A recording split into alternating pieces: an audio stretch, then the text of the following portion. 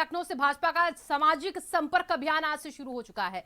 पंचायत भवन आरती गाने के लिए भी, पूजा करने वाले को भी काम मिला होगा, वहां पर बिजली लगाने वाले को भी काम मिला होगा, पंडाल लगाने वाले को भी इसी बहाने काम मिल गया होगा। कितना जीवन चक्र बना हुआ है, इतने लोगों को रोजगार के साथ जोड़ने का एक माध्यम ये बना होगा। और रोजगार का माध्यम बनने के साथ साथ सकुशल पर्व और त्योहार किस तरीके से संपन्न हो रहे हैं, आपने अभी विजयादशमी को देखा होगा, नवरात्रि में देखा होगा। शारदीय नवरात्रि का पर्व कितनी भव्यता के साथ, कितनी सुंदरता के साथ, यानी आपके उत्साह और उमंग के सामने कोरोना भी फेल हो गया।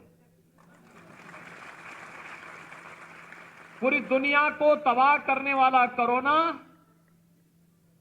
आपके उत्साह और आपकी उमंग के सामने फेल होता हुआ दिखाई दिया, जब शारदीय नवरात्रि को और विजयादशमी के इस आयोजन को पूरी भव्यता के साथ संपन्न करके उत्तर प्रदेश ने बता दिया कि नहीं, अगर उत्साह और उमंग है, हम सभी नियमों का पालन करेंगे तो कोरोना अपने आप फेल हो जाएगा। कोरोना छूमंतर हो गया। भाइयों बहनों, आज यही कहने के लिए मैं आपके बीच आया।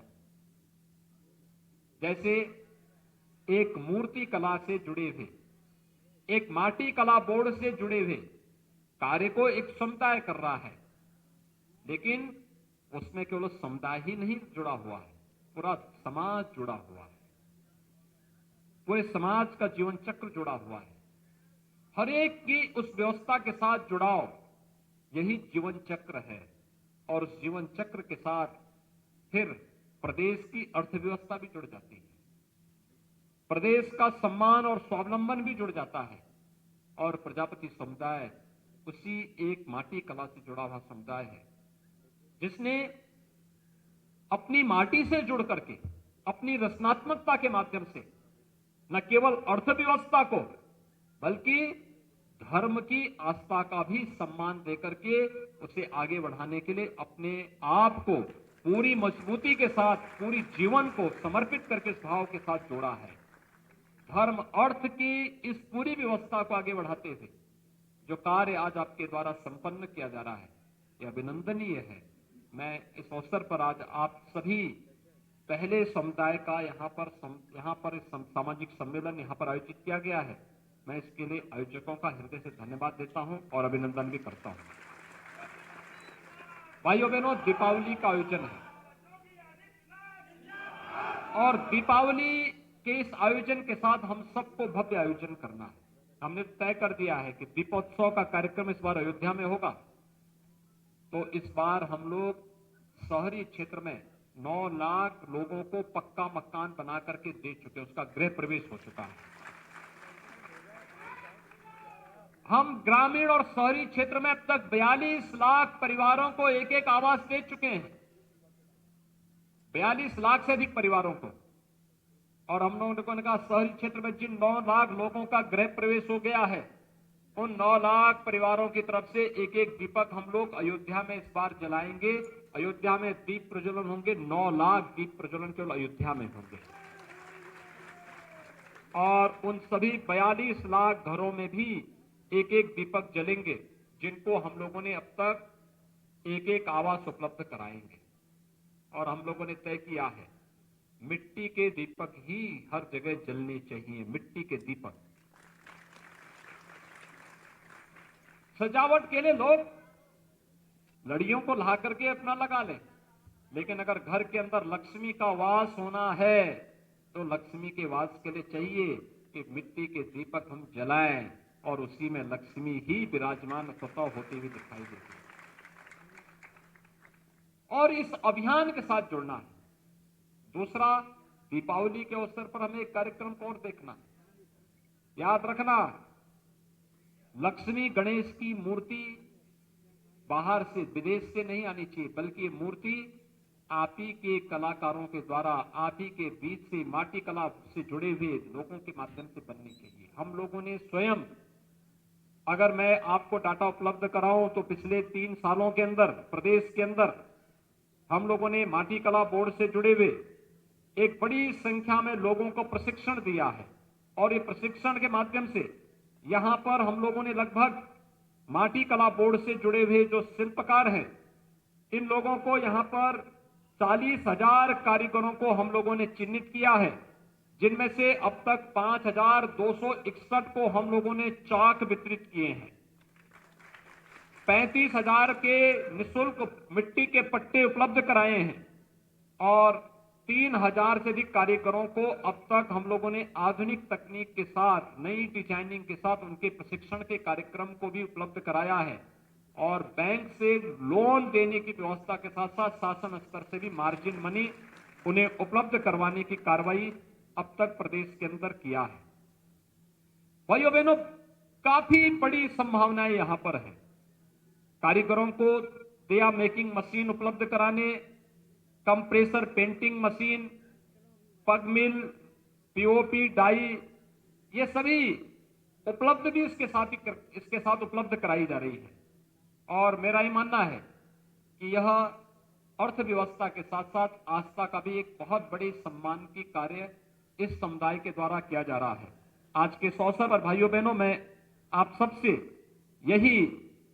सबसे अपील करना चाहूंगा कि सरकार ने अपने स्तर पर प्रयास प्रारंभ किए हैं और उस प्रयास के क्रम में हम लोग इस बारे में मानते हैं अभी बहुत कुछ किए जाने की आवश्यकता है, बहुत कुछ किए जाने की आवश्यकता है और सरकार ने उसी व्यवस्था के साथ आगे बढ़ाया है।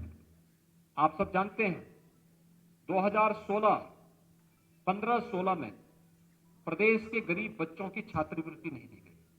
हमारी सरकार आई, हम लोगों ने पूर्व दशम में, विगत 4 वर्षों के मैं आंकड़े उपलब्ध कराऊं तो पूर्व दशम में 30,63,085 छात्र छात्राओं को 627 करोड़ 49 लाख रुपए की छात्रवृत्ति अभी तक हम लोगों ने वितरित कर दी है और 21-22 के लिए पूर्व दशम के 38,375 छात्र छात्राओं को अब तक 8 करोड़ 64 लाख रुपए की धनराशि वितरित की जा चुकी है और इसमें अभी 175 करोड़ रुपए की राशि 8 लाख छात्रों के लिए और छात्रवृत्ति के लिए हम लोगों ने सुरक्षित रखी है, क्योंकि प्रवेश इस बार लेट हो रहे हैं तो इसको हमने 30 नवंबर तक पूरा करने की व्यवस्था की है।